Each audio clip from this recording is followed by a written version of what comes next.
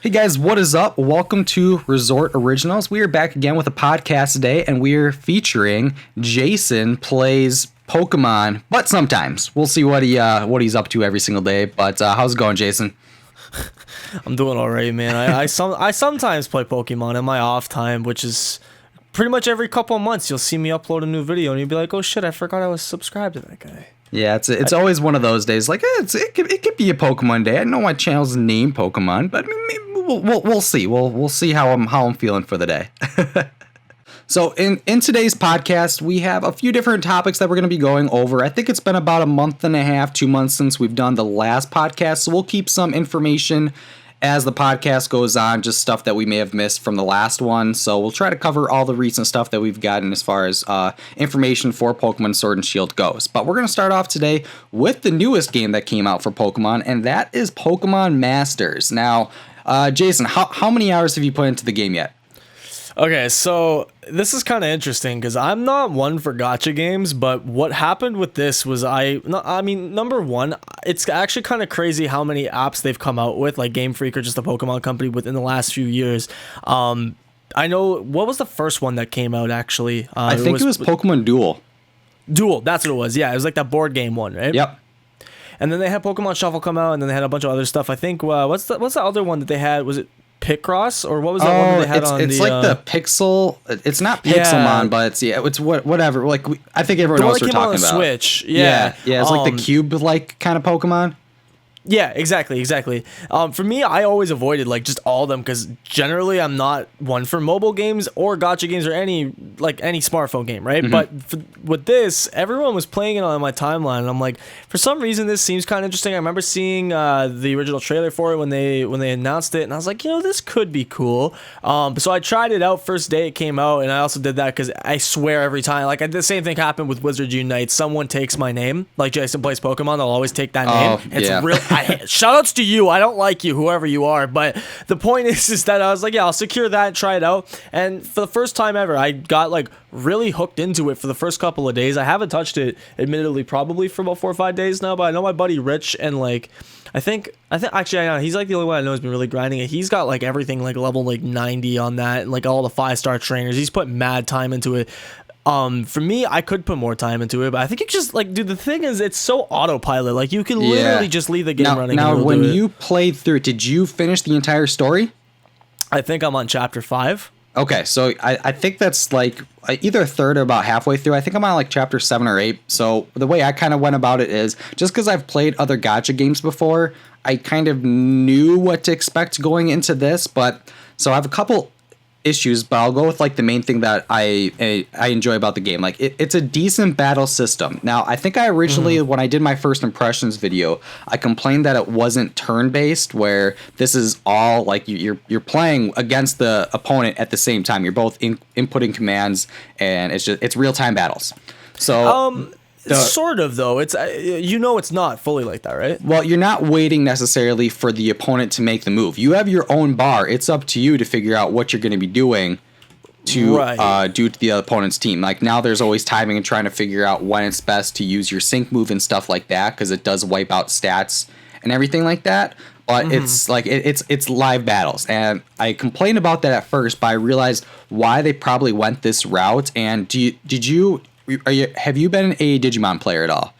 No. Okay, so there's a game. It was a mobile game that came out called Digimon Links, and it was pretty successful at first, but it died off very, very fast. And it had the same format as what Pokemon Masters had, but it's turn-based, and you could also do co-op battles online. And when I did those, I ended up getting really, really bored fast because it took a while, and the turn-based style, it just drained you. You just wouldn't have interest in it, and you just want to auto-battle it and not really pay attention, even though you'd kind of have to. So the game died very, very fast. It's actually like there's not even updates for the game anymore. Like it's pretty much a dead game. I don't think they're doing anything going forward with it. And the gacha system was incredibly expensive, where the grinding to be able to get the gems that it took to be able to do the multi summons was ridiculous. And I, as a somewhat a bit of a gacha player, I don't spend money in the games anymore. But one game that, or two games that I play the most would be Dragon Ball Legends and Dragon Ball Dokkan Battle. Dokkan Battle I probably really play the most, but they have a very good system as far as free-to-play gems and rewarding players for completing these missions. So, for example, in Dokkan, you have 50 stones that it would take to do a multi-summon. Let's say a new event comes out and you can maybe get 20 stones or whatever out of that event. Maybe it'd take you maybe a couple hours to be able to get that. But that's a couple hours to almost get maybe half a multi-summon. With Pokemon Masters, it's a lot longer than that. Yes. So each little story event doesn't matter like the entire event, but just one little part of the story that like when it says you're completed, then you have to go to the next. You get maybe 30 gems. I think it's even less than that. Well, it can be, but more. Like I feel like on the standard, it's 30 gems, and if it costs 3,000 gems to be able to do a multi-summon. So that's 1/100th of a multi-summon. So you're telling me you have to do 100 of those, even though not every single one is 30 gems. Some of them are 10, like you said, to be able to get to that multi-summon. So far, I've done 2 multi-summons in the game, and I've put, I don't know, a decent amount of time. I mean, I played a lot the first few days, but I have fallen off of it just because of the grind is so ridiculous. And the pay-to-play element, where... and that's what makes those kind of games super grindy and just absolutely tedious. Yeah, it's just like, that's what kind of makes those games kind of a turn-off to me. It's like, I played Duel Links for a while, and I was never really a Yu-Gi-Oh guy growing up, but what's interesting is it was able to encapsulate me into trying it, and I quite enjoy Yu-Gi-Oh, actually, but, like, the problem is I didn't do any, like, the Yu-Gi-Oh Pro stuff. Like, I know it's free, and I could do it anytime I want, but I don't have the time to really invest into it like that. That's what makes the smartphone kind of thing kind of accessible, because I'd play it when I'm, like, traveling or on the go or, like, on a train or something like that, right? But then the thing is to actually be, like, competitively good, you either have to have absurd luck or you dump your whole paycheck onto a game just to hopefully have a chance at getting the right cards you need. And like I would at that point just rather go buy the actual cards myself, in real life, like. Yeah, exactly. And I think there is a distinction though, at least with Duel Links, is the more packs you open, the higher chance you have to get the card you want. With that is true. RNG element with summons, there's no guarantee. You could literally put $1,000 in the game and not get the character you want. Like, it's exaggerated, but I mean, there's still the chance that it's never going to happen. Very possible. Like, it's like that with Call of Duty and a lot of those games as well, where you can open up supply drops and crates and stuff, and you have a chance at getting what you want, but you don't have a guarantee of it. Like, I feel like in a way that should be illegal, but it's like also with Pokemon Masters, on the subject of it, like, I haven't put enough time into it, like I said, to have fully gotten a feel for it, but I can certainly tell you that you can get duplicates of characters in that, can't you? Mm-hmm. Yep. Yeah, I haven't even gotten a single duplicate yet, but because I haven't, number one, unlocked all the characters, or number two, like, opened up enough things to actually get all like the same 3 stars over and over, or whatever the case is. I just personally stay away from those games, honestly, at all costs. That's kind of like my stance on it. That's honestly the good thing to do, just because yes, there's people who are successful out there where a lot of their channel is based around gacha content, but they're able to at least get the money from YouTube to be able to put it back into the game. But as far as just someone who kind of just wants to enjoy it, it's really tough to be able to make it enjoyable without putting money into the game, because that's the only feasible way to get the characters you want, because the in-game currency doesn't do a good enough job to be able to give you enough chances to at least have some decent chance to be able to get those characters. So I always just feel like the in-game currency should almost match what the deals are for the actual in real life currency to be able to get the units, where it's just not overdone. My justification is I feel like it's okay if you spend $10 for a multi-summon. So if you want 3 multi-summons of 10 characters to be able to get get who you want or dupes of them, $30. That's a little bit better as far as just gacha style goes. Like, no matter what, it does sound expensive, but compared to other mobile games, Pokemon pretty much doubled the amount that it takes to actually pay for these multi summons, where you could easily spend $100 and that's maybe a couple, maybe two and a half summons, and it's just ridiculous, and I just feel like it's not worth it. They also have a daily discount where the only way you can do that is if it's paid, which I just think turns it rubs me the wrong way. I can't specifically, I just can't support that, where other gacha games do it better, and that's why I play those more. But Pokemon, I just don't know the longevity of this game for that specific reason. Well, like, especially too, because I know today they had made a statement that they don't plan to add PvP combat into this game down the line, which I think that also can really hurt it for the simple fact that... PvP, you said? Yeah, like, so you can't... Don't they have co-op? I think they have co-op, but I don't think they plan on allowing you to do, like, battles with people. Like, you can't, challenge... Let me open it up really quick, because I know for a fact right now the co-op is not available. So I think it's going to be available later on. Yeah, so co-op, it's not available. So I don't really know necessarily what it entails, or if they've explained what it entails. But I think the co-op could be you're teaming up with other players online, and then it becomes PvE. So you're going to be going against the computer with other people online. So I could see it be turned into that route. That's what I'm saying, because I think that's what they plan to do. I saw A-Drive tweeting about it this morning, so that's why I was kind of interested to know what like that necessarily entailed. But I don't think that not allowing there to be some kind of leaderboard statistic to it and having people have like that sense, because people look for that sense of gratification and being like the best at something or whatever, you know. So it's kind of like odd to me for a game that's pretty much based around making monsters battle each other that they wouldn't add in, like, again, down the line maybe, that they wouldn't add in something like that. Like Pokemon Go did it God knows how long after. I can't even, like 2-3 years after. But at the same time, it's kind of like, well, you know, why is that not like an immediate reaction that they have right away, being like, yeah, you know what, this might be a good idea and we can make more money off doing something like this.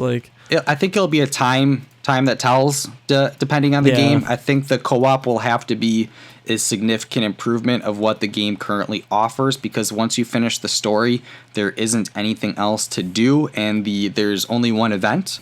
My assumption is they'll kind of pick up the events as it comes along, but as of right now, it's just pretty much you have the story and that's it. So hopefully that doesn't do it for trainers. There are people that own the game like, well, I did the game and that's it, I'm not going to touch it again, which very well may be the possibility of it, but time will tell.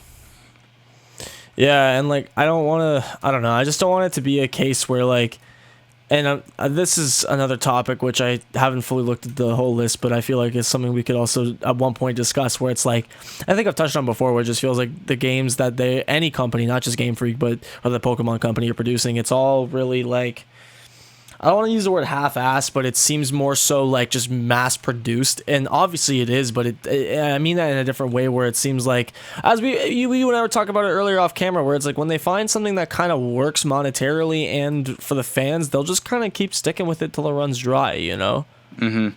Yeah, and I think... I don't want to see that happen with Pokemon. Exactly, and today I believe it was announced that the game has made right around $23 million. Yeah, in its first like week of being launched, which is unbelievable, honestly, because when you break down that demographic, I think for it having like 10 million some odd downloads, I think right now it's 10, 15 million, something like that. It's like...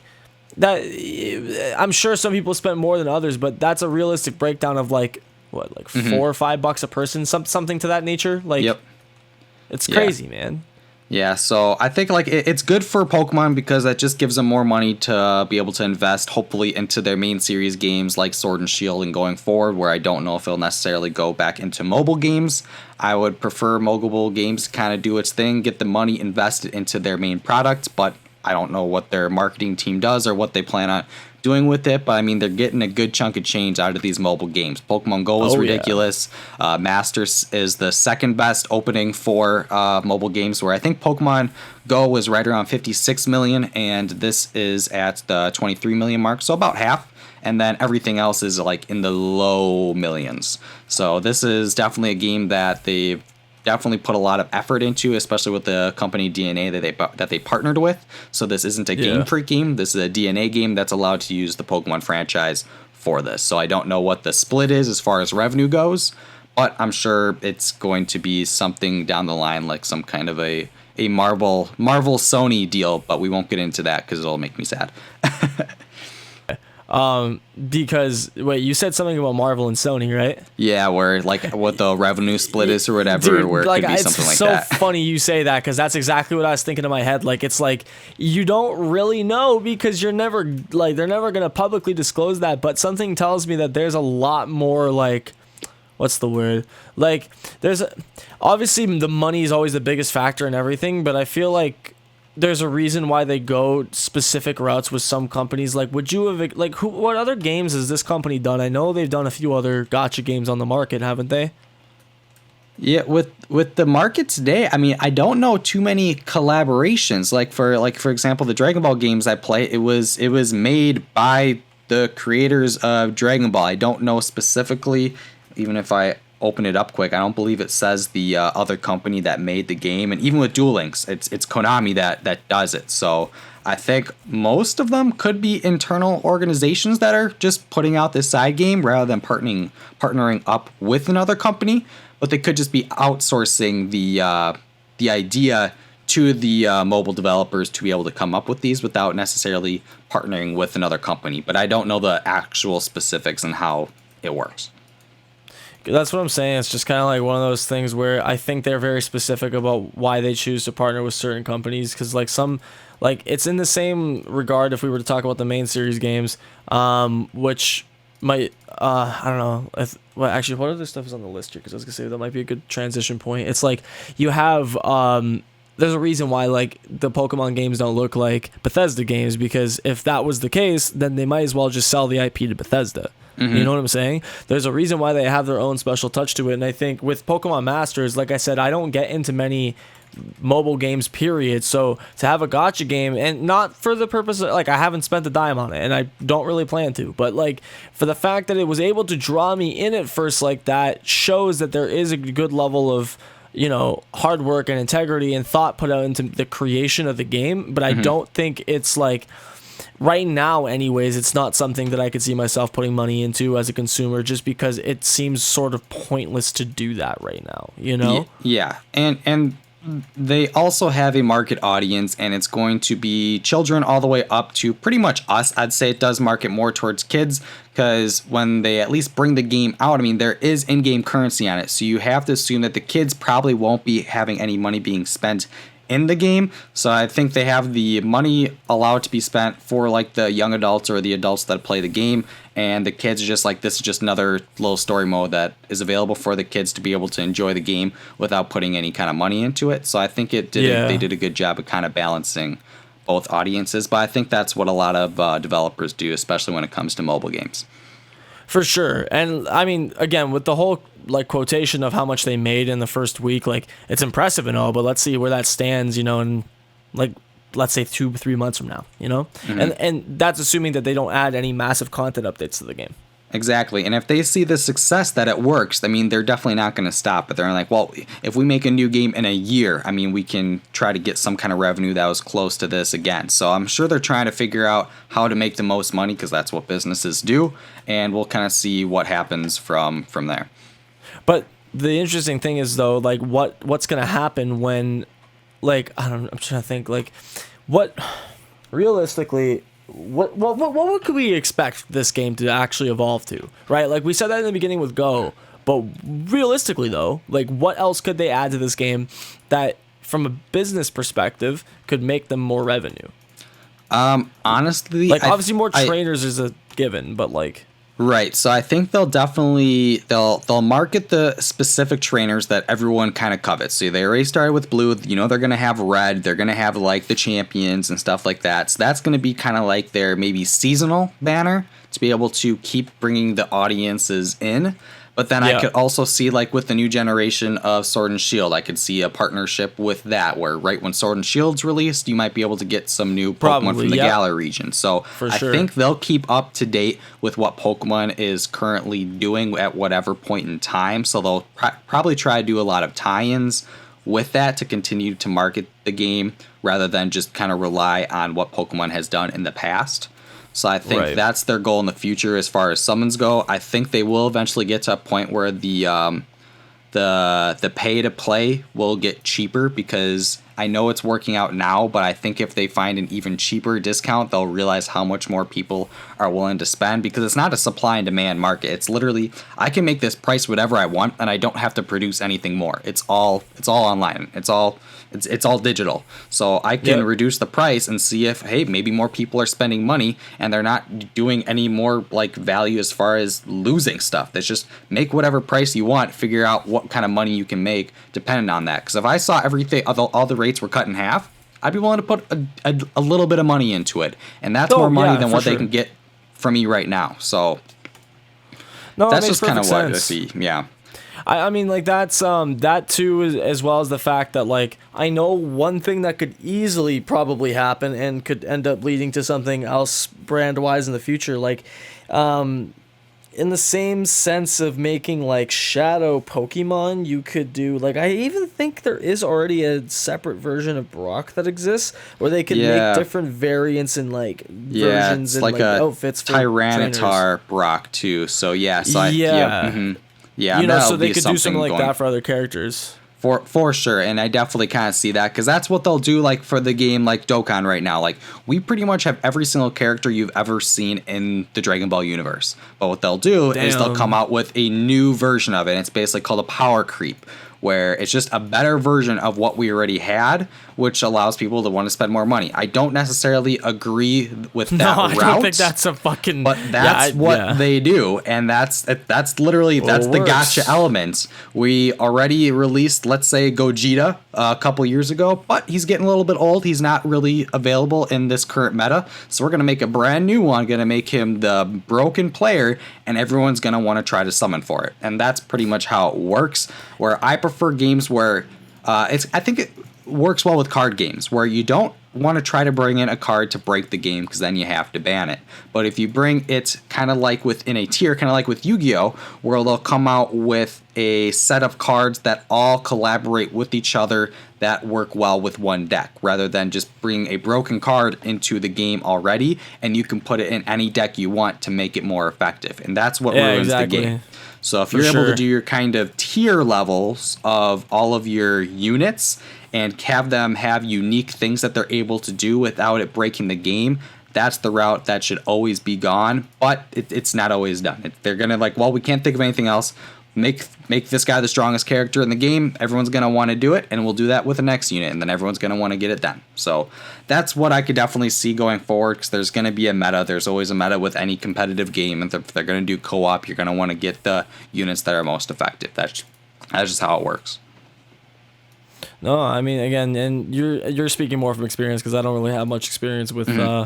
But it's good to have experience for people who have not done these games, because this is all new for them, and it's like, why am I putting money into this game? I spent $60 on Sword and Shield, and it costs like 3 multi-summons. That's $60 for a couple characters that can get this game. That's a really good way of putting it. When you break it down, what you could have done with them, like, this is funny too. This is often what I know people who, you know, who tend to gamble a lot, like, we'll have the mindset of where it's like, well, you could go into a casino and you could realistically, you could have a paycheck and you could play with like $2,000. That's a pretty sizable amount to go to a casino with, right? You go play some blackjack, you can play some roulette, whatever, have a good time.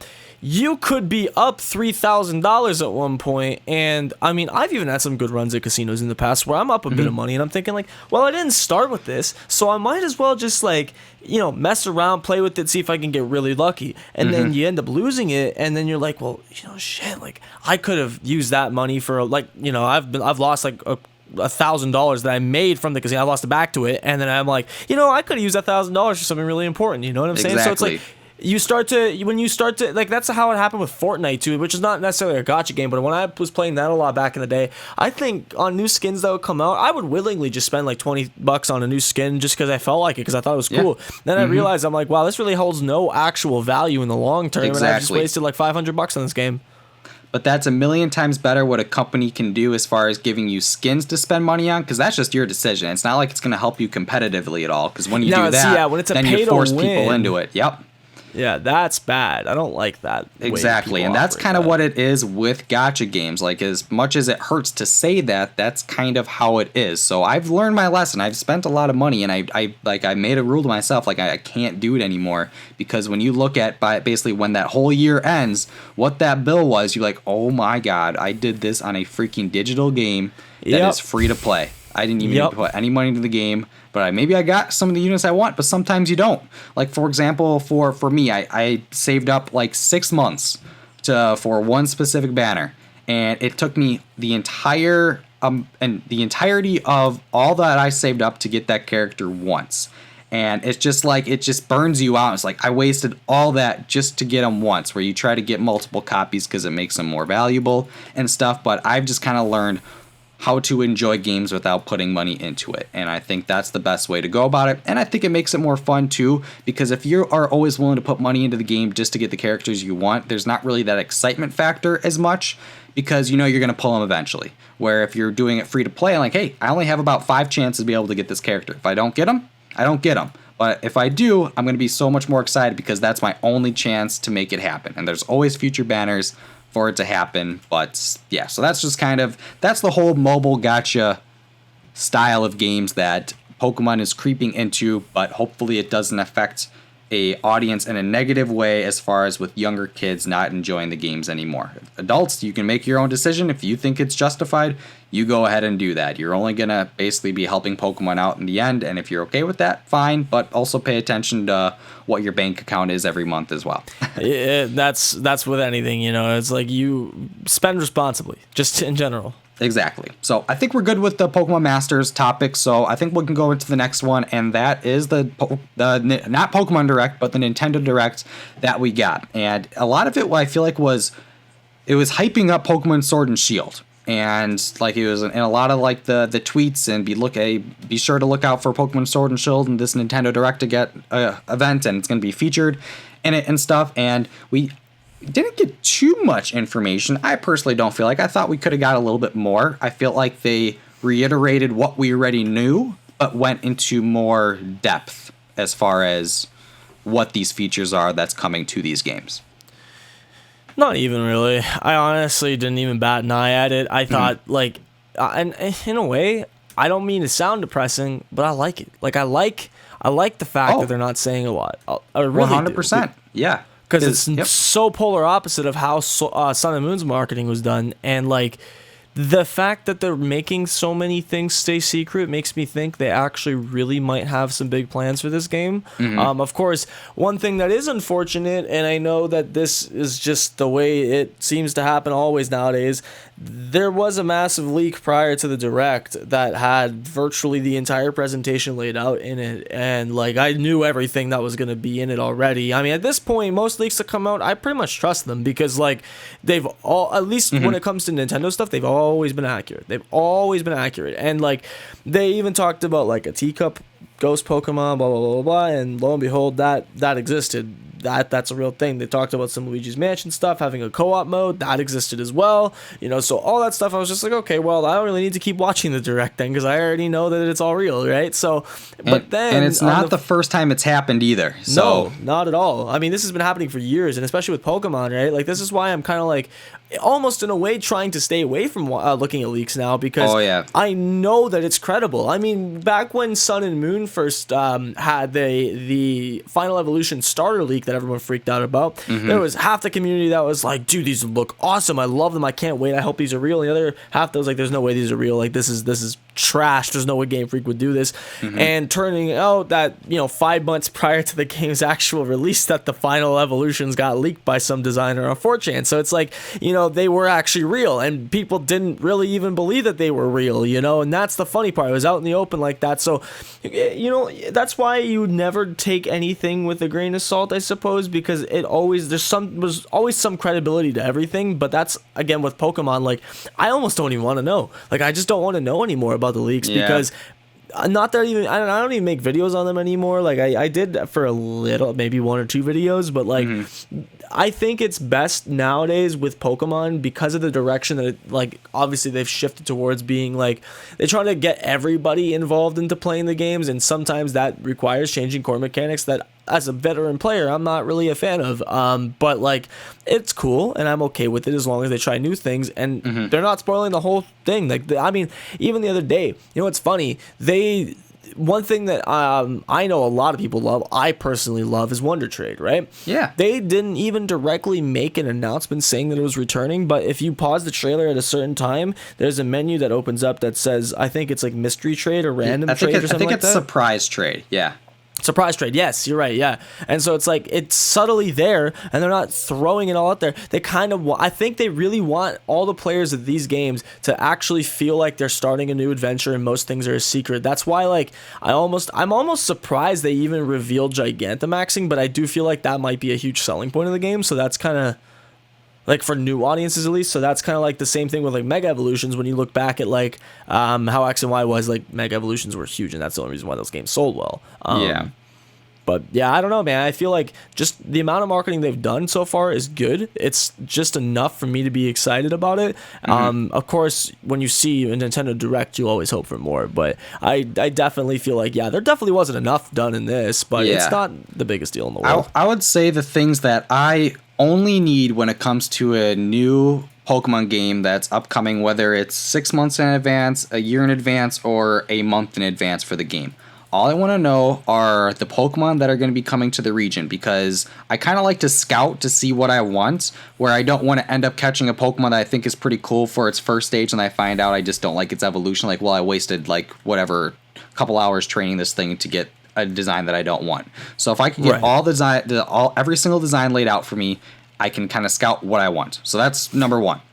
Number two. See, that's the only other thing though, because if you do that, right, it's sort of hard, because then like it spoils too much. But continue. That's my only gripe with that. For spoiling, yes, I think it does. But I feel like I also get let down when I find out there's not any more new Pokemon that I'm looking to explore. For example, the past 2 generations, we've gotten about 60 new Pokemon, and that's not including legendaries, that's not including forms, that's not including Mega Evolution. Just brand new Pokemon that we have never seen before. And I have always liked the ability to be able to really have that option to choose whatever team that I want. And as much as I do love forms, I absolutely love the Alolan forms. I love that they're bringing Galarian forms to the game. But I really just like to see new Pokemon that I get to use within the game. So if they keep everything, like, my perfect world would be 100 brand new Pokemon, and then you can add forms along with that.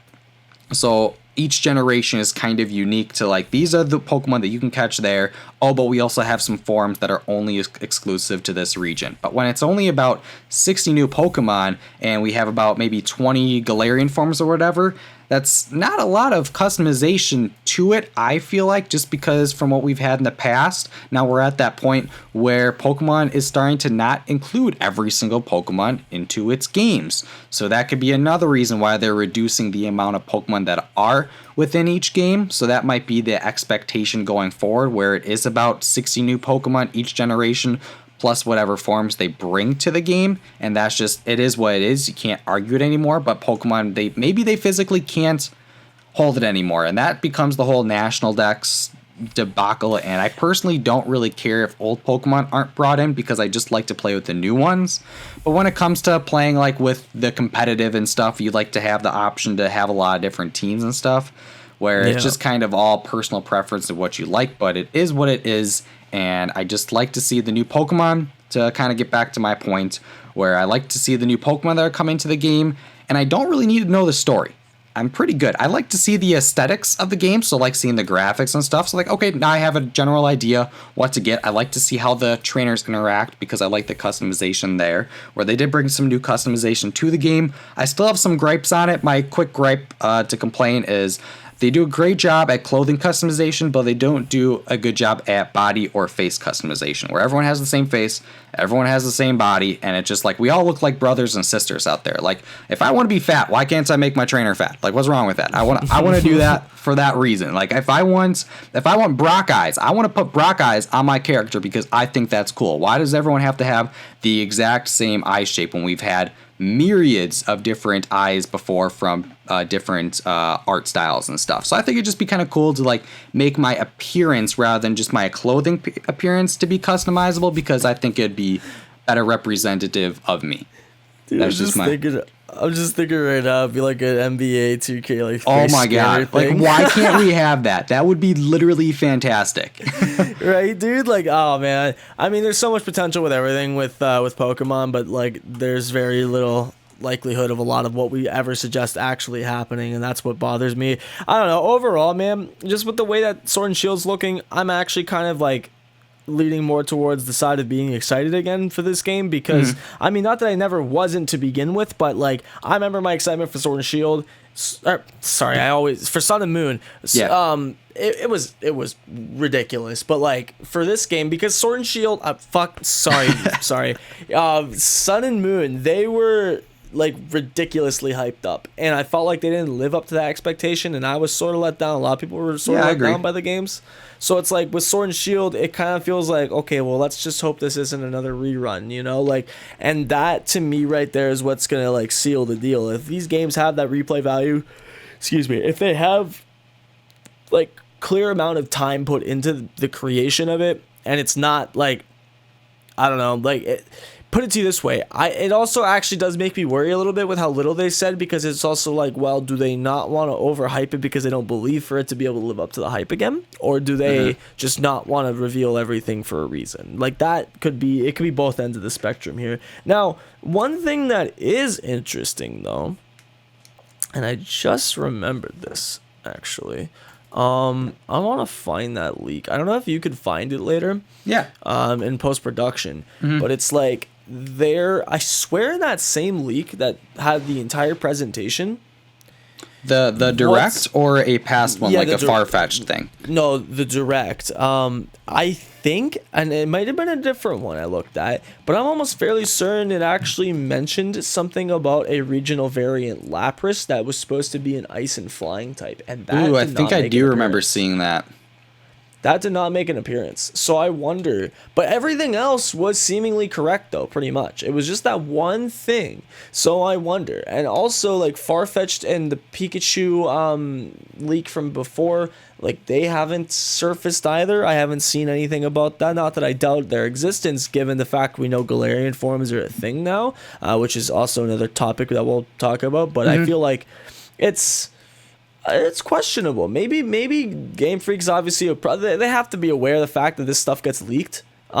You'd think anyways. So maybe they tried to change some things up, and that is what flips the side of the coin back to the I should have hope that they're just trying to keep things a secret, because I feel like with stuff like that, like with the Galarian Forms, the Weezing is one thing, but I feel like maybe Lapras, because it's a more fan favorite Pokemon than Weezing, obviously. If they heard that got leaked, they might want to like keep that as a surprise now. And same thing with, like, again, spoilers ahead. I'm just gonna warn you guys now to not listen, but like, just it's Pikachu being like it's a fat 8-bit form in its Gigantamax version. That's sick. If I had that spoiled for me in a trailer, I'll be honest, I'd be a little bit sad, because that would be something really cool to just see and find on your own, you know? Exactly. And that's why I think Pokemon has learned from the past as far as not revealing too much information. And like, we would pretty much have a trailer every couple weeks with Sun and Moon. Now this is maybe one every couple months. And if we do get a trailer, it's about 1 minute to 2 minutes long. It's not anything too crazy, or it doesn't reveal too much. It's just more of, here's more of the Galar region, more visuals. We'll throw in a Galarian form or a new Pokemon or a couple new Pokemon, but we're not going to do too much. Like, we still have no idea what the story is of the games. We have no idea what the legendaries are for. We don't have a official evil team. We have the Team Yell, but they seem more like a Team Skull, where they're going to be a nuisance in the game, but they're not going to be a part of the main story.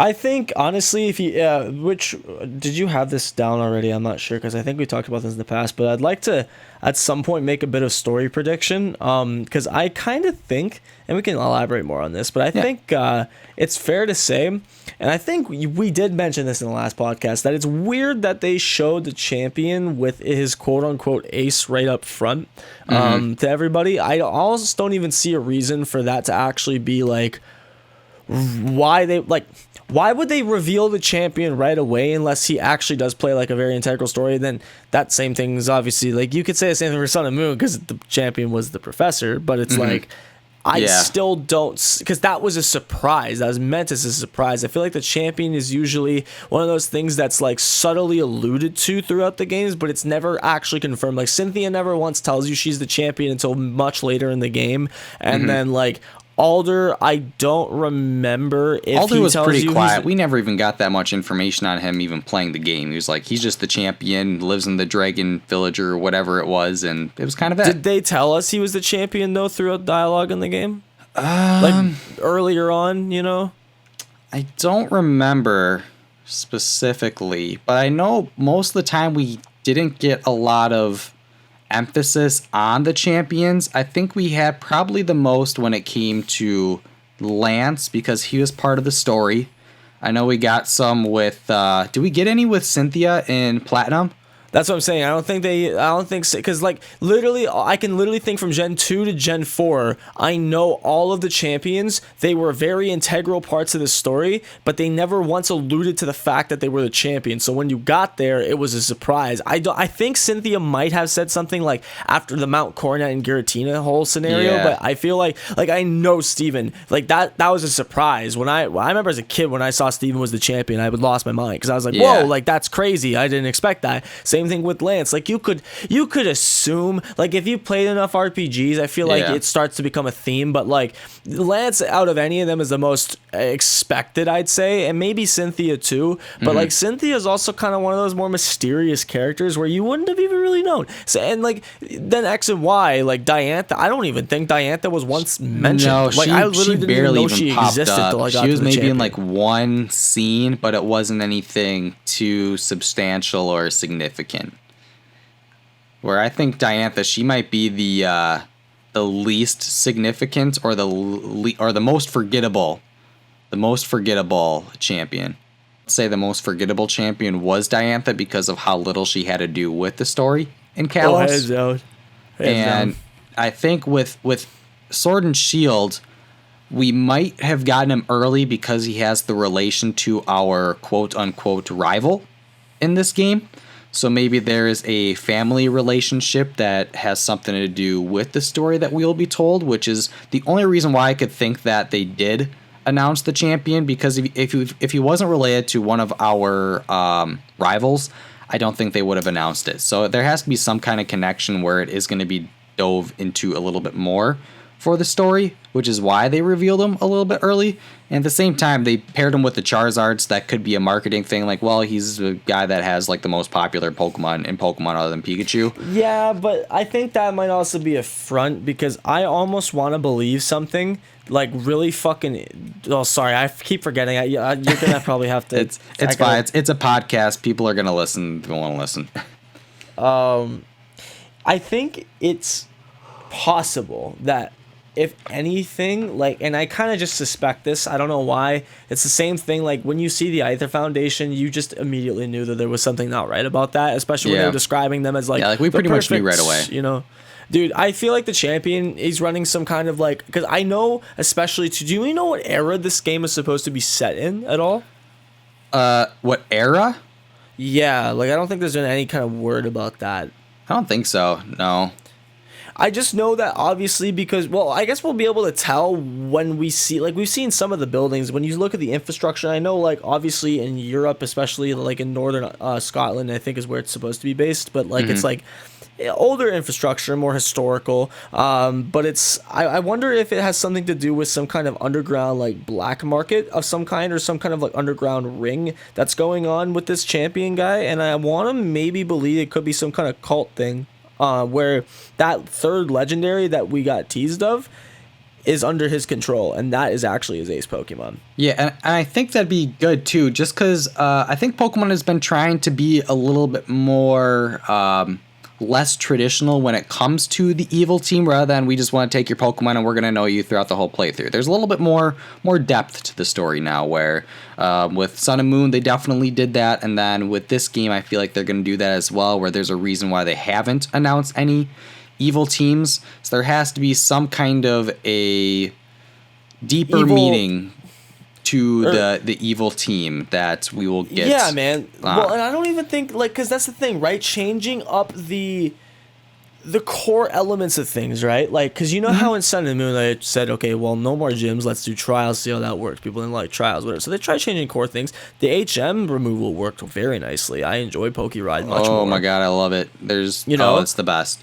But think about this. One of the main core elements that's been in every Pokemon game for as long as I've been alive, like, it's always been an evil team of some kind. Well, let's not make an evil team anymore. Yeah. Team Yell, they might just be miscreants. But that's why I'm like, the idea of like, instead of it being like, because a cult could be considered an evil team, yes, but I don't want to maybe use the word cult, but just like, because I know in like between the era of like the 1920s to the late 1940s, there was a lot of like underground kind of like black market type of stuff that happened, like, you know, underground drug rings and, you know, like cockfights and shit like that, you know. So I'm wondering if there could be some kind of like underground Pokemon battling like thing that's going on that's for a large amount of money, and there's like some kind of relation to that and as to why he's the champion or something. And then their ultimate goal is like, maybe because he has this legendary Pokemon, there's some massive influence over the region that I don't know. So, like, I don't know all the details. I'm just spitballing random things that are coming out to my mind from like the perspective of telling the story.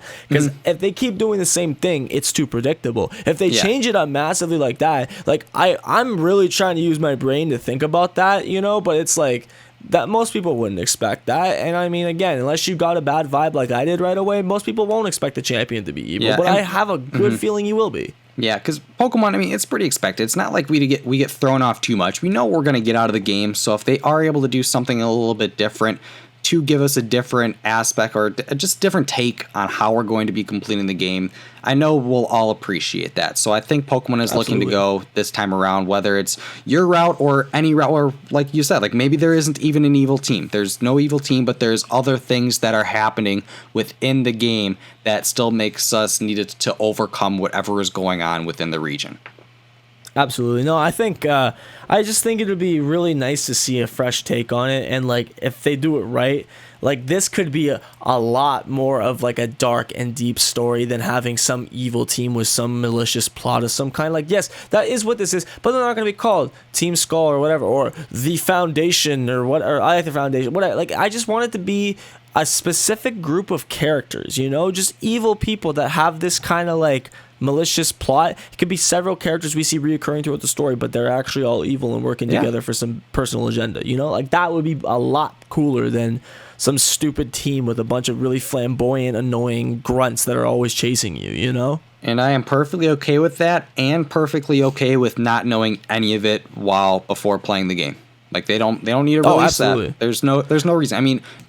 I mean, I'll add this topic right now. Do you think Pokemon needs to do any more advertising towards the game to be able to get more viewers or get people to purchase it?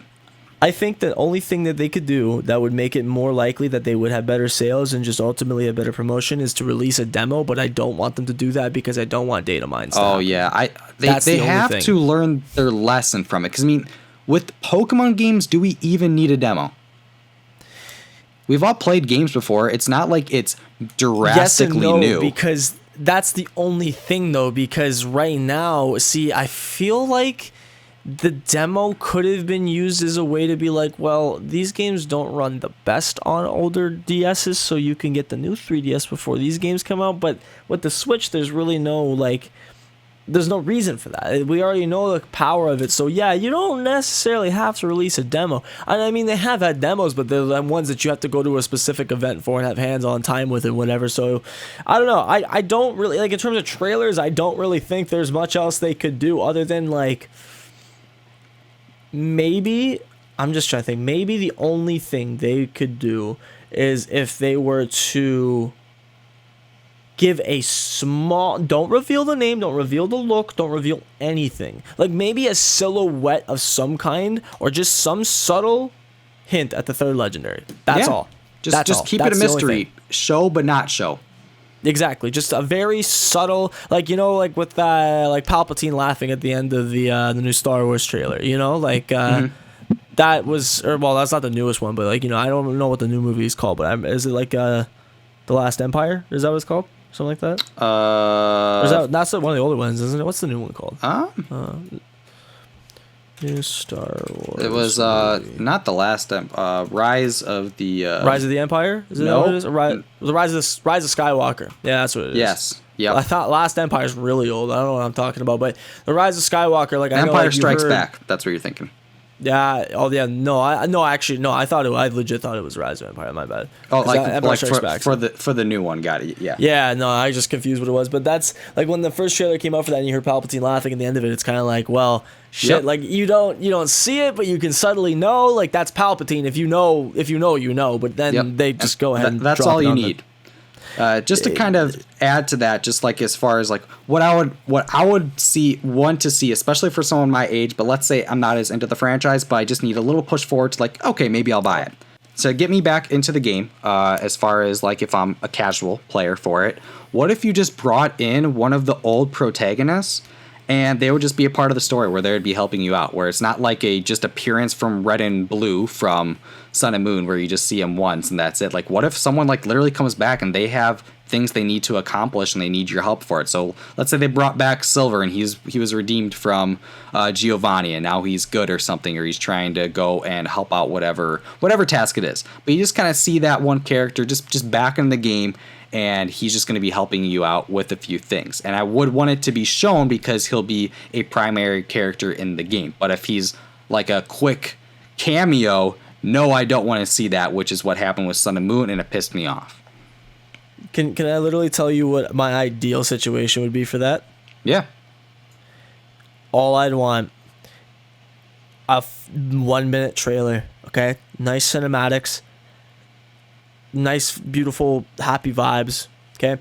You got the main character strolling through the town, and all of a sudden, the sky goes dark, everything gets really dim, you start hearing those creepy sound effects and tensions building.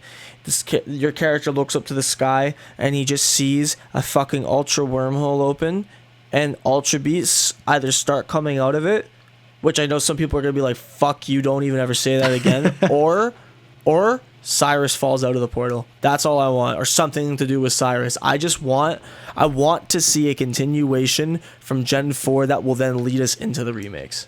And I think Ultra Beast could play a massive part in that. And I honestly want to say that they'll have a way to write it in where it's like Cyrus had some influence when he split dimensions with Giratina, like in that or whatever it's called, the distortion world.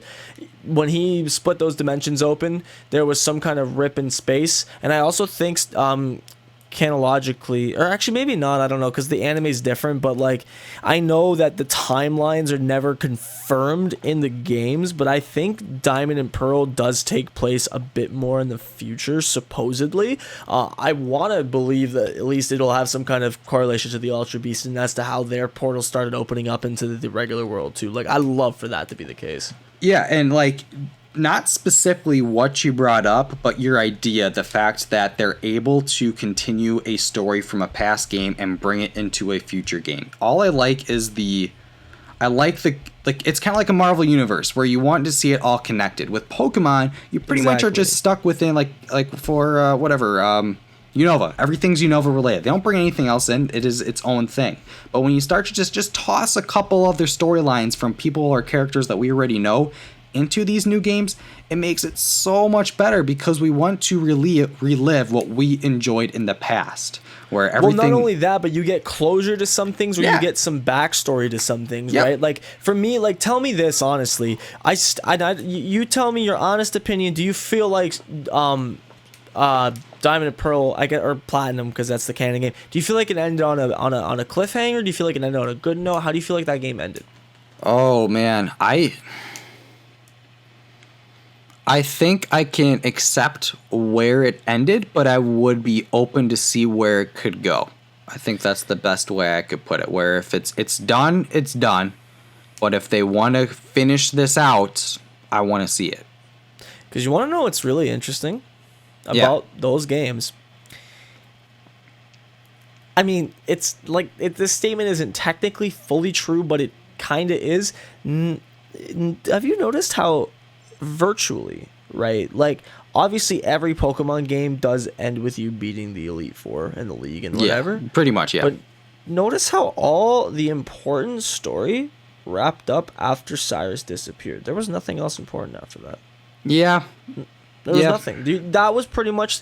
You could play the game to that point just to understand the lore of the Sinnoh region and understand everything about it, and you don't even have to beat the league to get the full story. That's what I like about those games, and what makes me feel like it's so open-ended, because for the next... Like, what? I think you had to have, 6 or 7 badges, but there was still a lot of gameplay left in those games after you beat Giratina. So it's kind of like, you learn a bit more about Team Galactic and whatever, like, throughout the last bit, but it's like, no one cares, and it all disappears. No, it doesn't matter anymore. With Emerald and like Gen 3, the whole point is getting to the end. So you see the climax with Steven, you see all that, blah blah blah blah blah, and like you beat I like the main legendary event happens in Sutopolis after you've beaten the gym or just before or whatever. So it's kind of like you have to play to the end to get the full story. With those games, you don't. It leaves it open-ended. Same thing with Gen 5, and the way Gen 5 did it was really good, because they just they changed the way the Elite Four worked, and they made, like, instead of just being, okay, you made it to this point, now go battle these insanely strong trainers and get into the Hall of Fame. No, they actually kept adding more story elements to it. They added a 2 surprise bosses into it, and it's like, like, that's cool. So I just want to keep seeing it like expand on that idea instead of ripping the same format and making it super predictable, just basing it back to where we started the conversation at. Yeah, 100% agree. Yep. I really can't add too much more to that. 100%. That's the way I would go. Oh yeah, we'll have to do some connectivity issues. Maybe it is just because you're not able to do it on the desktop, but it is what it is. We'll just if it breaks up, I always listen through it anyways and fix whatever needs to be fixed. So that's great point. 100% agree to it. We can go on to the next topic that we had for in the Nintendo Direct, and this is a small feature, but what do you think of Pokemon Camp?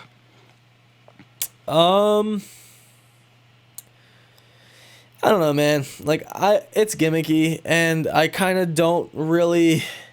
I never cared for Pokemon and Me or Pokemon Refresh or any of that stuff. Well, no, I think...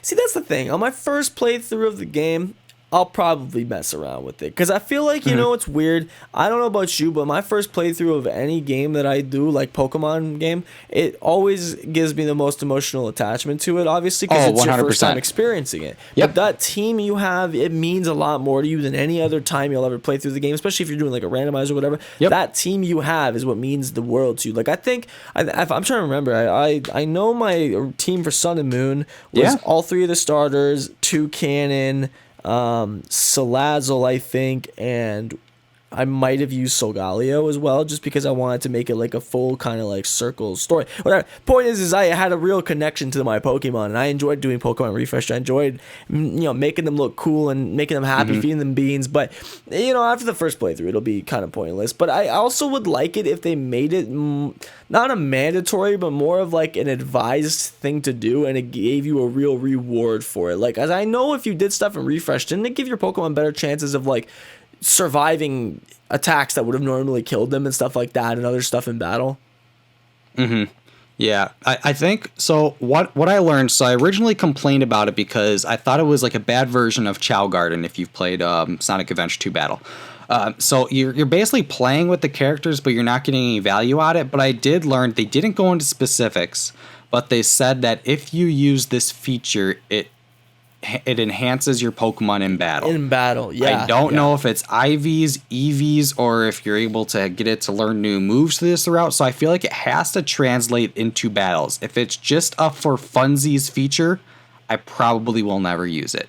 But that's what I'm saying. Yeah. So if it gives me a reason to want to use it other than just playing that feature, then I will use it. That's exactly, and I think you could do, like, wasn't there some kind of IV training you could do in, like, the Pokepelago or whatever? Yeah, I think so. I kind of fell out of the battling in Sun and Moon, so I don't remember specifically, but I know it had stuff to do with the Pokepelago as far as getting the IVs, and I know they made it a lot easier compared to, like, even though it's still difficult to be able to get the Pokemon you want for competitive, they did make it easier through some gimmick routes.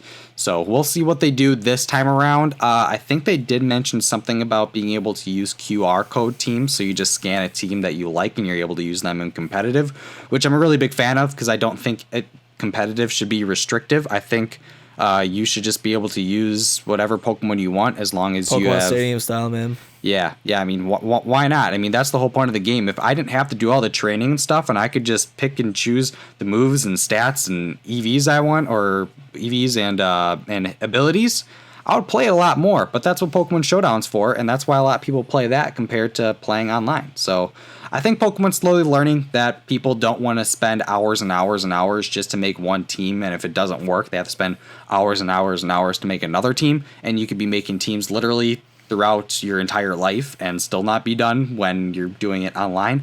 So I think they're slowly learning. We'll see what happens, but they are getting better as far as being accommodating to the competitive audience. Oh no, for sure. I think that they're starting to get a better grip on that. Interesting topic that I don't want to spend too much time on. Mm-hmm. I just think I find it incredible how Showdown has yet to get a cease and desist. Oh my god, I 100%, like, I don't even know why they're still available, because they're using all of the formulas Pokemon has developed into their own software, and they put like advertisements and stuff on it, so they're making a revenue off of their site. I didn't even actually know they were doing that. Oh, it makes sense, but I figured like the person's like, well, at this point, the amount of people that use this, I kind of have to pay this out of pocket, because it's like, but there has to be some source of revenue from it. But I mean, yeah, because like when I go to like the chat or something, they'll get some kind of advertisement above it. So like you'll get some ads. It's not intrusive, but I mean it's there, so they're making money off of it. So I mean, I'm glad Pokemon definitely hasn't done anything about it. Maybe they understand that why Showdown is so successful, so they're trying to translate that to their games. And I mean, yeah, and I really hope they do. I think Shady said something about this like a year ago, but like, dude, I would pay for a fucking Pokemon basically a Pokemon Stadium 3 where you have all the Pokemon available with all the movesets, whatever Ivy spread you. It's just basically Showdown, but a Nintendo Switch game with good graphics and whatever you have it, like a full-fledged battle simulator. I think that would be such a smart move for Pokemon and Game Freak to do, because not only like, and I don't want to ever encourage the idea of like any kind of microtransaction, but I sort of feel like it would be pretty cool if they just like maybe charged like a, I don't know what would be good, because I feel like that's a lot of content to just put out there and never make any new money off of. But like Game Freak never really does microtransactions, so it's almost let me ask you this: if I gave you a competitive team, fully EV'd, IV'd out, hidden abilities, full six Pokemon team, $5, would you buy it? No. What would it take for you to buy it? I wouldn't. That's the thing. I think I would. Because if I'm trying to learn competitive and I don't want to spend the time doing all the breeding and the training. But that's what I'm saying. If we're talking about are you talking about microtransactions in an actual like Pokemon game? So like, hey, this is your team. You can use it for competitive. This is a team that is, let's say it is stall based or attack based. Doesn't matter. That's going to be the team that you get, and you can buy it. $5, you get this team. Use it whenever you want online for Wi-Fi battles. See, now if that's the case, then I wouldn't buy it, only because I know that like I could figure out competitive myself. If there was a service that they had where you could do like, you could make your own Pokemon and then buy it, but I still don't think that that's even like, I just find that wouldn't be a market that a lot of people would appeal to. Only people that would really appeal to would be beginners, and it's like almost like buying like a TCG starter deck, you know? But what if you could pick let's say like this is a very competitive Pokemon and I just don't have the time to be able to build this team up. It's right there for me, and I am very big into competitive battling. Because I could see it maybe going into that market where all the people that go to the VGC tournaments and like the regionals and all that. I think it might be beneficial for them. Just like, oh, I can just grab that one. I can grab that. Oh, they have team 2 over there. I could use one of that to combine with one of my other teams that I already bought. I think there might be a market for it, but Pokemon, I don't think they would be that much of dicks to be able to put money or like make you spend that much money into the game. But I just think that they are learning to be more accommodating for the competitive market. Well, I mean, I put it to you this way: as long as they get their heads together with how they want to proceed with competitive Pokemon, I see it actually making a pretty big resurgence in the coming years. But that said, I really think something like I feel like obviously competitive Pokemon as it stands is always based on changing the meta every single year or two whenever a new region comes out and a new generation. But like, I just almost feel like the amount of time that could be spent into completely overhauling the way it works, and obviously, yeah, they got to design new Pokemon and make new abilities that work in conjunction with others and whatever. Like, there's a bunch of assets to it. I just think that it would be so much better instead of having it be like, and not to say I don't want new generations or new games, main series games to come out. I just don't think that production time into like, you know, doing all like the online battle features and everything like that is even worth worrying about. That much. I mean, it is and it isn't, but it's like I just feel like maybe it is for those casual players, but I really think no matter what their move is, a competitive decision that would be really good would be to just make a battle simulator. Yeah, and I think I am a good person that would be for that market because I've always wanted to get into battling, but I've never wanted to put the effort into building my teams. So if I do have that software, that game that you mentioned, where I can just get on there and I can make the teams that I want and try to figure out what works well for me, I think I would 100% be behind it, and that would be something that would get me to maybe want to go to like regionals or different events that would be like local in my area. Right. Well, no, I mean, like, yeah, it's all about making it. I don't want to use the word accessible, but making it sort of open and friendly to every audience, beginners and veterans, you know. But yeah, and that's why, because I know that for competitive, they're bringing in a tier ranking for this upcoming game where it's like level. I think it's like, I don't remember the specific name, but it's like level 1 to level 7 or something like that. So you rank up, so you're not always just playing random people within just the online servers. They're giving you better options where you're playing against people your level. You're able to rank up to get to a certain level to be able to compete in other tournaments and stuff, and be able to actually go into official formats. So yeah, I think it's going to be a good thing this time around, but they'll always be able to enhance it. And your idea would definitely be fantastic. Yeah, no, I mean, I just want to look towards a bright future of like competitive Pokemon, if that's actually something that can still be done at this point, because its peak was obviously like 2013, 2014, but it definitely can become something much bigger than it is right now. Yep, and the trick is variety. If you see the same Pokemon all the time, and we have like 800 Pokemon, there's no excuse why we should be seeing the same Pokemon in every single like tournament. Like, there's obviously a meta, but you can balance that meta. That's up to them. There are software patches. If this Pokemon's too strong, drop its special attack by 10. Like, you have that ability to do that. So if you can't take advantage of using all Pokemon that you have created to be able to be viable in a competitive scene, I just feel like you're doing so much injustice for your franchise. I mean, you spend all this effort into building these Pokemon, and they're not even being used for anything competitively, and that's where a lot of the market is for. Why would you not want to make sure people have a bunch of varieties to be able to choose from to bring to these matches? Exactly. No, I totally agree, man. I totally agree. But I mean, overall, yeah, with Pokemon Camp, though, I just really hope, in general, it's used as a way to like make it not, like I said, like a mandatory, but like a suggested or advised mechanic. But I don't want it to be something that necessarily like. I mean, I guess for competitive, yeah, it would be good if it correlated with like EVs and IVs, and it also did something for like in-game boosts and whatever. But past that, I probably won't. Just make it enjoyable. Don't make it a chore. I think that's the best way to put it. Absolutely, yeah. Yeah.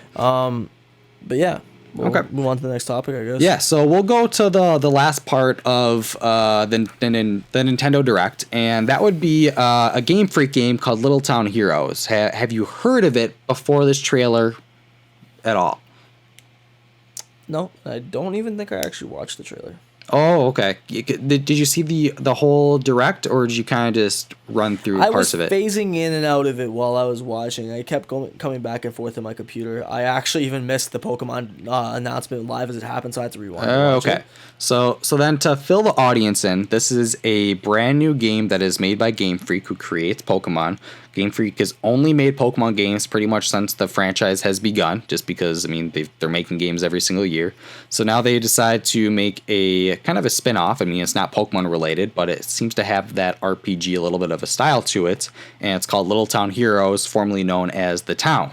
And this seems to be a place where you stay in this town, and there's different monsters that come to the town, and you have to defeat them. And I think you're able to get rewards, and you're able to build up a team and your characters, and you're able to enhance them. And it's also a turn-based format. I don't think they've actually given too much information on the game, but as far as what you know, do you plan on trying this game out?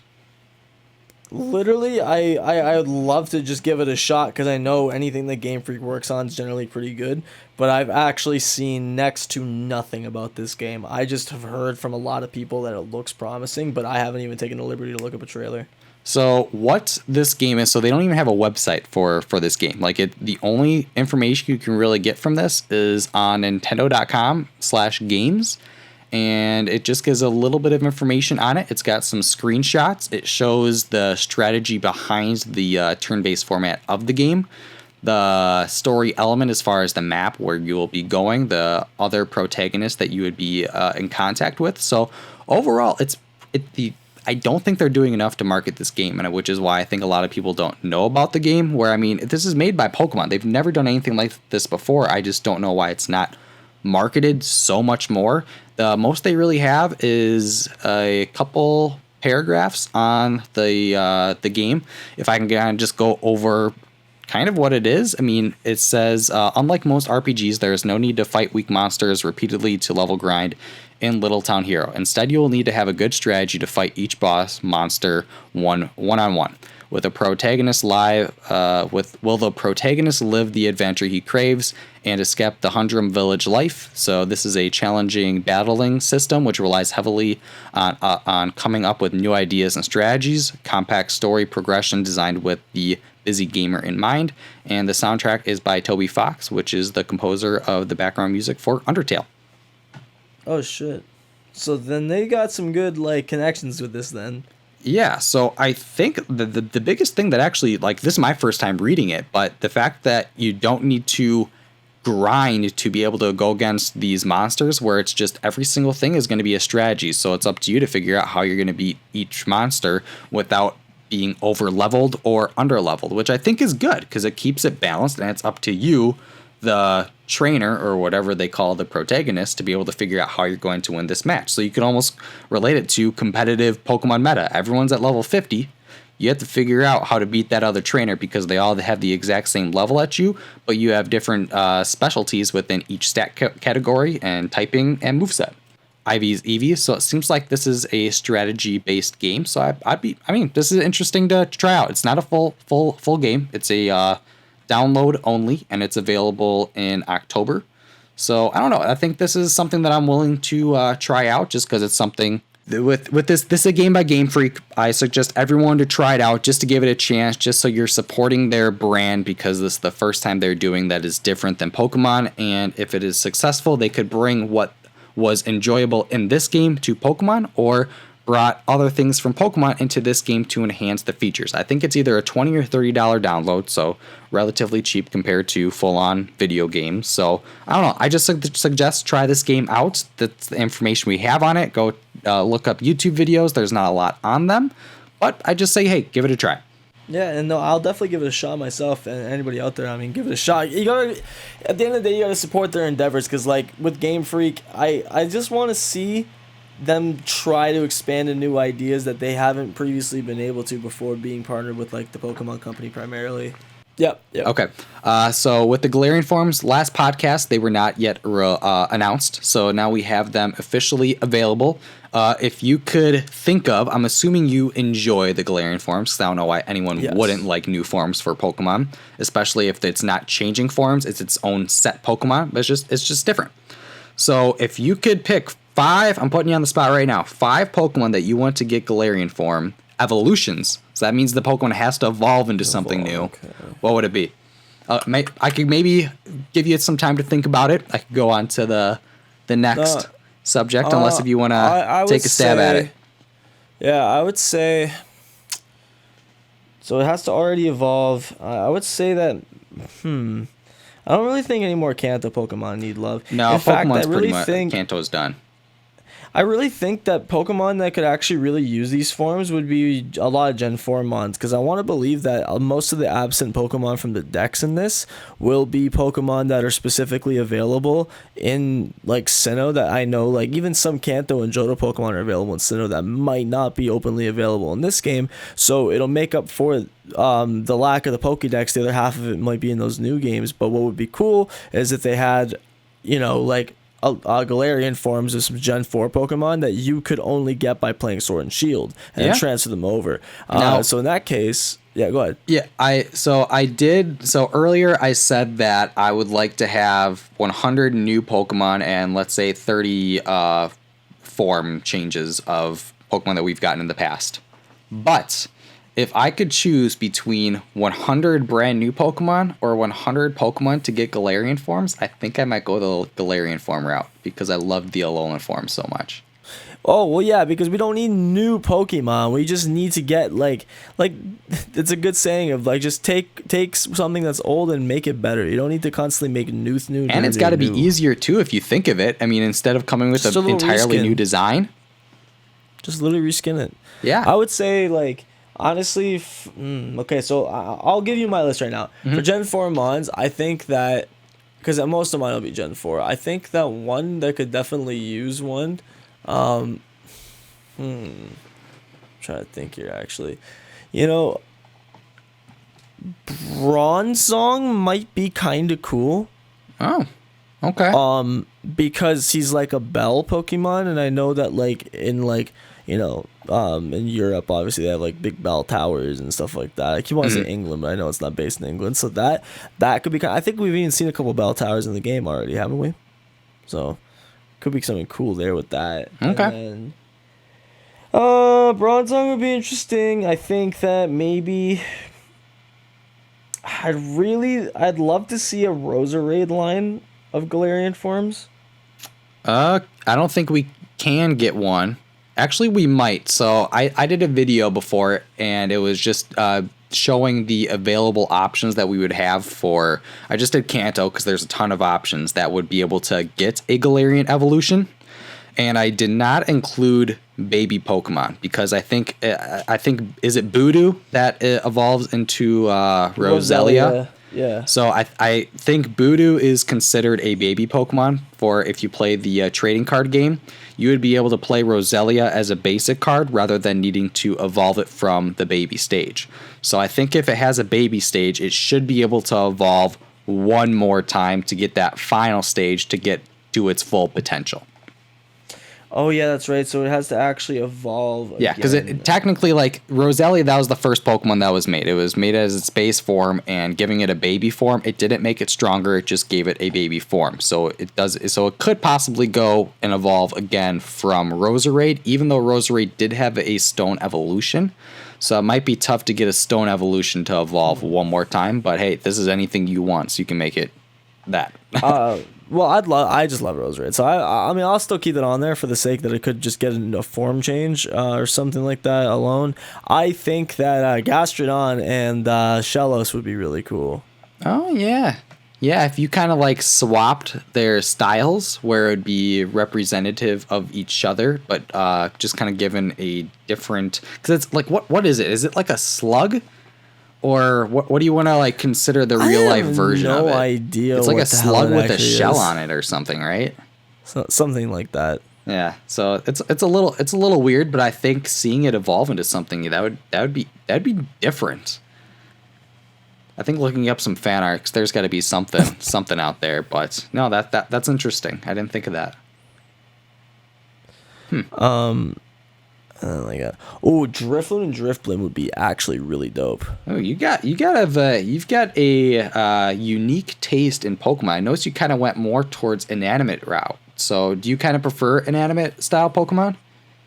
I just think it would be interesting because they have a little bit more of a way you can like tweak their their like environmental appearance, I would say, because like with something like Bronzong, you could sort of make the excuse that the Pokemon can theoretically be like a manufactured or man-made Pokemon. So it's like you could sort of say, well, there's some people over here, there were some great old English craftsmen that were crafting bells, and one day they came alive, and then there's you know, something like that, right? Yeah, I think you're kind of right, where it's more plausible with inanimate object Pokemon to be able to get an evolution or a different form because they're based off objects.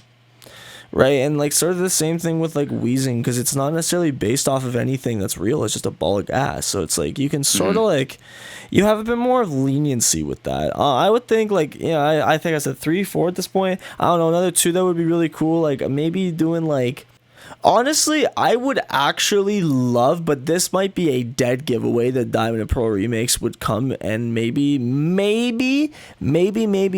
there's something they'll do that will allow you to like have an item you can transfer over to do this, or I don't actually honestly know. I would love to see new forms for the Sinnoh starters, but maybe they'll bring Mega Evolutions back in those games and give them Mega Evos. That'd be pretty dope. For which one? For the Sinnoh starters.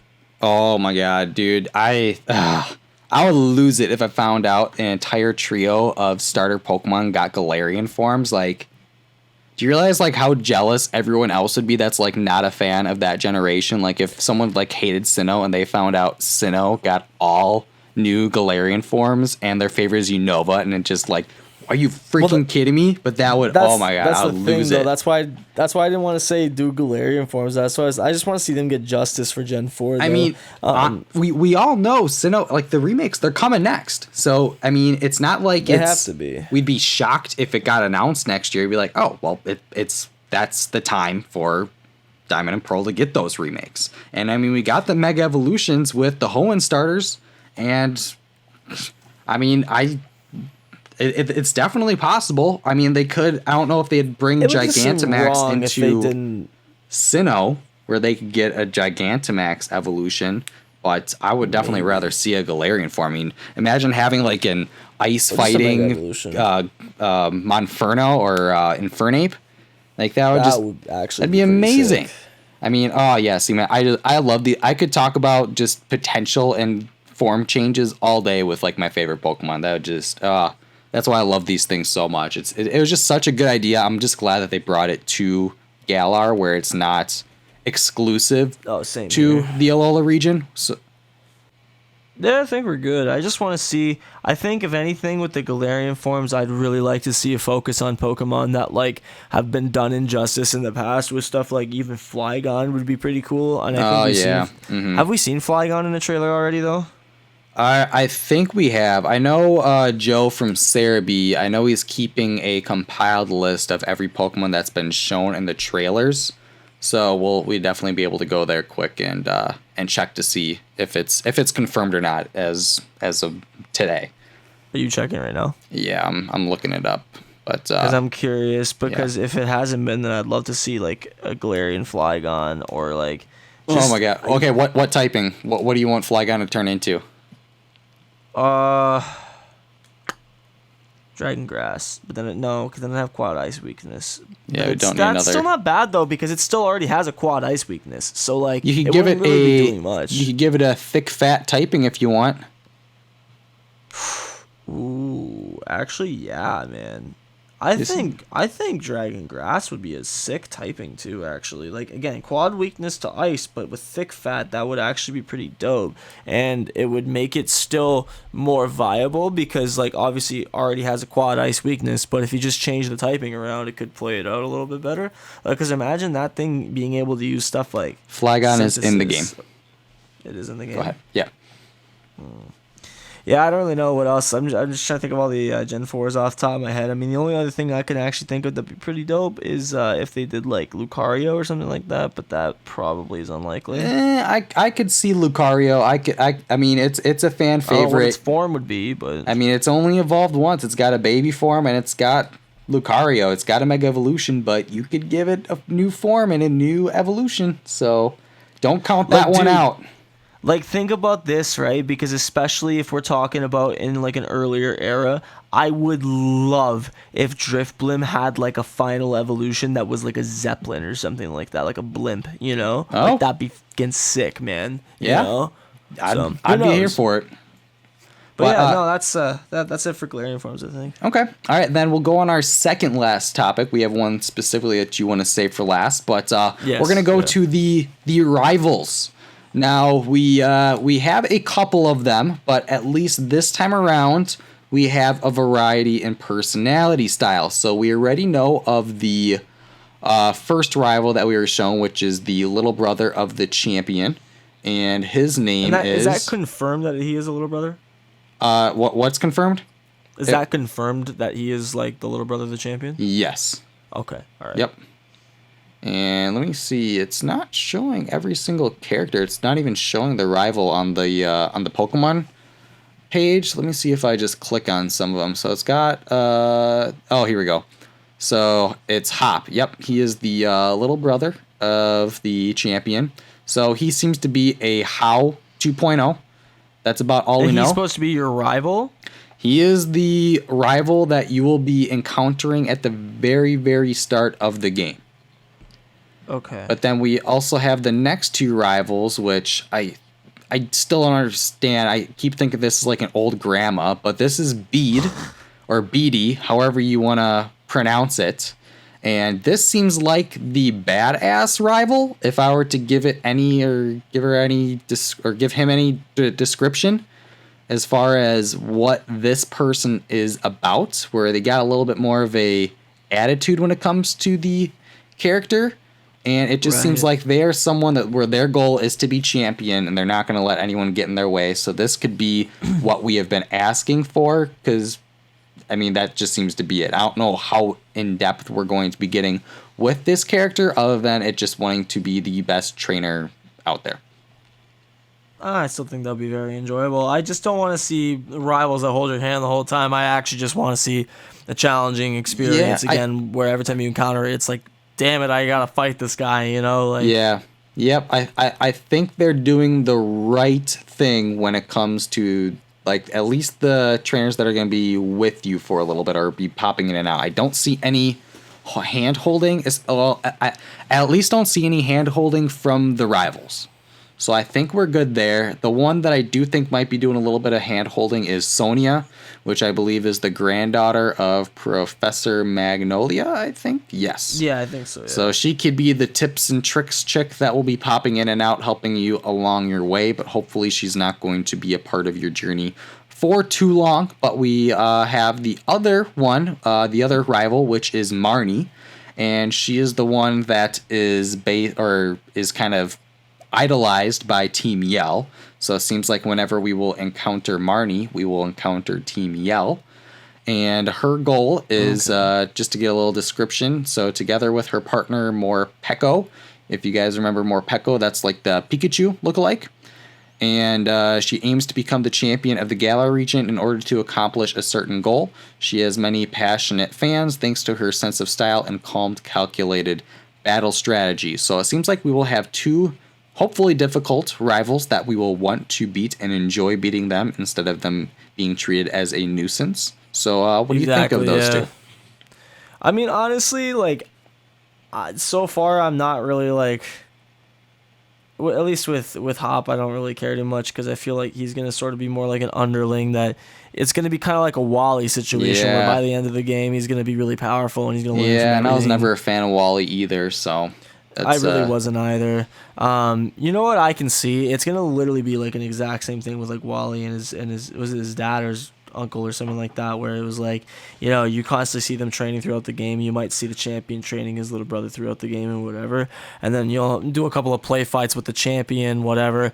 By the time you get to the end of the game, big plot twist with the champion, something or other, and then who knows, man? I don't really know, but I can say this right now: as long as it's not a situation where it's like the Wondrous Five that travel around with you in Kalos, I think I'll be okay with whatever they decide to do, you know? Yeah, to be quite frank, all I want is my rival not to be a little bitch. That's pretty much like, if there's one way to sum it up, that's what I want. Yeah, no, literally same here, man. I just don't want to have, like, I want a rival, not like a friend in the game. Yeah, you know? like I feel like the Pokemon's kind of forgotten what a rival means. Oh, for sure. Like, For it's sure. like, just because I'm hanging out with you, you're popping in time to time and you're friendly doesn't mean I want, like, you're my rival. Like, I don't get it. They just try to A throw that rival stuff should be in somebody there. who makes it like a challenge for you. That's what the definition of a rival is, right? So that's why Yeah. they can't even really call them. I think that's why in X and Y they refer to them as your companions, because they're not rivals. 100% not rivals. Those were, well, that's another video we can go in, or at least I can go and complain about with X and Y. But yeah, so that's pretty much it for the rivals. So we are actually going to finish off the video today. Thank you guys so much for being a part of today's podcast. You guys can catch me and subscribe to my channel at the channel you are watching right now. But also don't forget to check out Jason Plays Pokemon. He's a great guy. We had a great conversation, really vibe well with him, and he is someone that you guys definitely will enjoy if you go to his channel and check it out. So I'll leave his channel in the description below. Thank you guys again so much for watching. Leave a like, comment what your favorite part of the podcast was, and hopefully we'll see you guys in the next one. Have a good one, guys, and we're out. Hey trainers, Ash Ketchum here to thank you for watching the Poke Resort. Become a Pokemon Master by subscribing to Austin's channel. Don't forget to see his other recent videos so you can watch them all. Pikachu and I have surfing lessons with Austin's Alolan Raichu. So, we'll catch you later. Ha!